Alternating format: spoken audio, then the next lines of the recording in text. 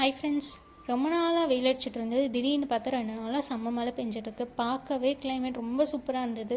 சரி, இந்த கிளைமேட்டுக்கு ஏதாச்சும் நல்ல ரெசிபி ட்ரை பண்ணலாம் அப்படின்னு தோணிட்டு இருந்துச்சு. ரொம்ப நாள் அந்த வைரல் மேகி ரெசிபீஸ்லாம் ட்ரை பண்ணணுன்னு ஆசை, ஆனால் இது வரைக்கும் ட்ரை பண்ணதில்லை. சரி, அதில் வந்து மேகி பேல் வந்து ரொம்ப டிஃப்ரெண்ட்டாக இருந்தது. சரி, இதை ட்ரை பண்ணலாம் அப்படின்னு சொல்லிட்டு அதை தான் வந்து இன்றைக்கி ட்ரை பண்ணுறேன்.